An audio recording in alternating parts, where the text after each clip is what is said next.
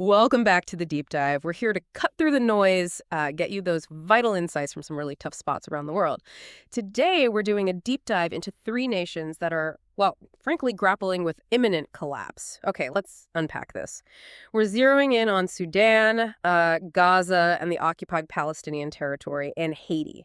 Each one is facing its own heartbreaking version of collapse, really. You've got Sudan teetering on the edge of a man-made famine, Gaza bracing for, well, redefined and explosive violence, and then Haiti just crumbling under this wave of lawlessness. It's unprecedented. Our mission today, to pull out the key nuggets from the sources we've looked at, help you understand the human stories, behind the headlines, and crucially, why these crises really demand your attention right now. Yeah, and what's fascinating here is, despite how incredibly different these places are, contextually speaking, there's this common, devastating thread, isn't there? Peace isn't just failing as some abstract idea. For millions, it's this brutal, lived reality every single day. So our goal for you today is really to get you that knowledge quickly, but, thoroughly. Understand the nuances, the dynamics playing out, without just feeling swamped by all the information out there. Okay, let's start with Sudan then. Our sources are pretty clear since April 2023. The fighting between the SAF, the Sudanese Armed Forces, and the RSF, the Rapid Support Forces, it's just plunged the country into this, well, man-made catastrophe. When you look at the sheer scale of it in Sudan, what's the one detail from our sources that really just hits home, that encapsulates the human cost for you? That is a critical question. I mean, the big number, nearly 25 million people facing acute food insecurity. It's staggering. And famine confirmed in parts of Darfur already. That's huge. But what's truly alarming, I think, from our sources, is the strategic way famine seems to be wielded. Almost calculated, as a weapon. As a weapon. Exactly. This isn't just some unfortunate byproduct of the fighting. Armed groups are intentionally besieging populations. They're blocking food getting to civilian areas deliberately. Wow. So it's not just scarcity. It's starvation being used as policy. And our sources even project over 770,000 children under 5 suffering severe acute malnutrition. It's creating this potential lost generation, kids whose development is just being permanently stunted. It echoes crises we saw decades ago, unfortunately. Starvation as policy. Yeah, that's a chilling phrase. And something else that struck me from the sources was the description of Jebel Barkal, the UNESCO site. Archaeologists turning their excavation centers meant for history into shelters for displaced people. What does that specific detail tell us about the maybe less obvious impacts beyond the direct fighting? It's such a stark illustration, isn't it? Shows how deep this crisis cuts into every single part of society, even its memory, its culture. What often gets overlooked, and our sources really highlight this, when people are forced out of their homes, lose their livelihoods, they're not just losing shelter, they're losing connection to cultural practices, historical places, the very sort of fabric of their identity. Right. So turning a place of ancient discovery into a refuge from modern displacement, it's more than just an anecdote. It really symbolizes how profound the rupture is when basic survival just overrides everything else, including, a nation's link to its own past. Okay, so from Sudan, where famine is weaponized, let's shift focus now, to Gaza, where a different but just as devastating kind of siege and control really defines daily life. Let's delve into the latest there. Sources highlight Israel's Security Cabinet approving plans to take control of Gaza City, a move the UN Secretary General Guterres called a dangerous escalation. Beyond just the immediate threat of mass displacement, which is obviously horrifying, what are the deeper implications, maybe geopolitical ones? What are our sources emphasizing for listeners here?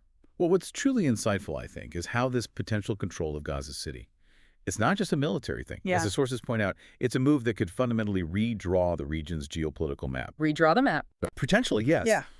It immediately throws up these incredibly complex questions, doesn't it, about future governance, about humanitarian access, regional stability. Huge questions. It could create entirely new fault lines even while trying to solve old ones, pushing millions, potentially, to new desperate situations. And we're seeing the international outcry. Donor nations, bodies like Germany, the EU, they're actively discussing legal ramifications. It just underscores how deeply this ripples outwards, far beyond Gaza itself. Yeah. And amidst all that, the aid. Desperately needed aid. It's still critically scarce. Our sources paint a really grim picture. People facing these overcrowded queues, widespread looting, even military fire during distributions, making getting help incredibly dangerous. It's reported over 1,000 people have died just trying to get help.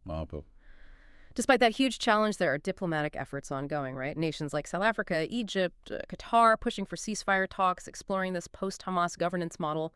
Given how bleak it all looks, do the sources point to any scenarios, any lesser-known efforts offering even a tiny sliver of hope, a different path? It's a crucial question, and the sources do offer some nuanced angles. Durable peace looks very bleak right now, especially with famine-like hunger gripping the territory.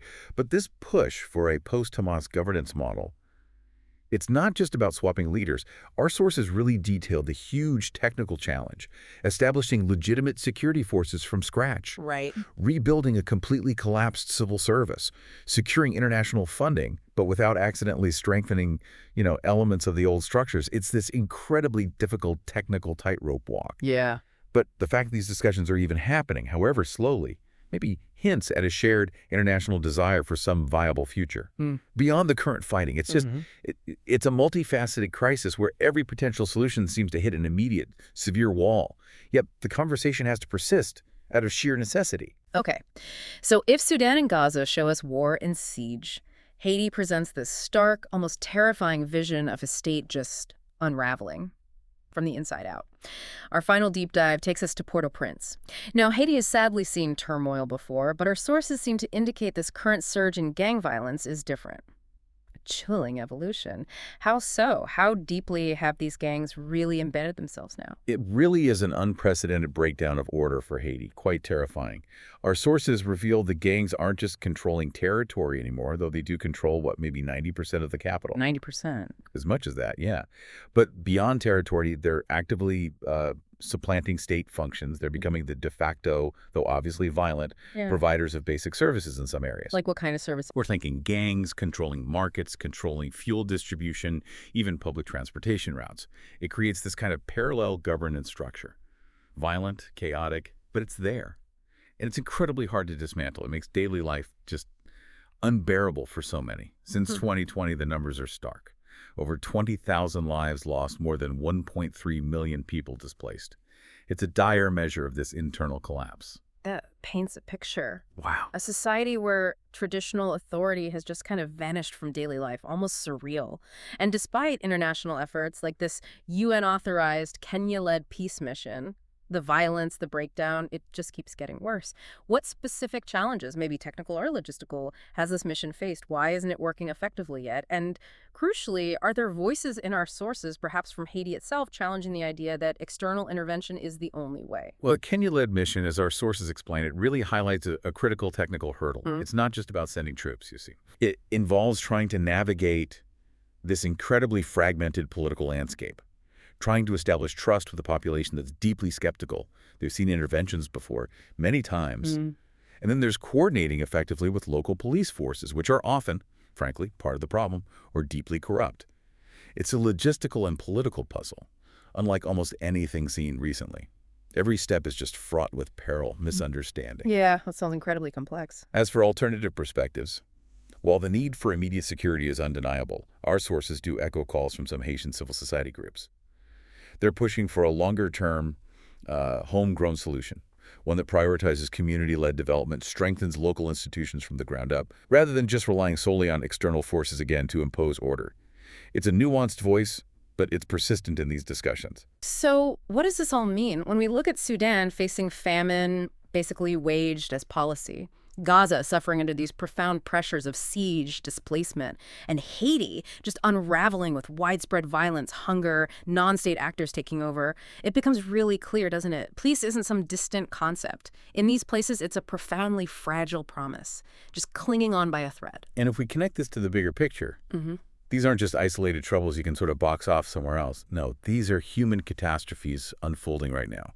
They remind us that the failure of peace anywhere genuinely impacts us everywhere. Understanding these situations, it fuels empathy, doesn't it? And empathy will hopefully, it can fuel meaningful action. The sources implicitly give us a clear call to attention, really, for all of us.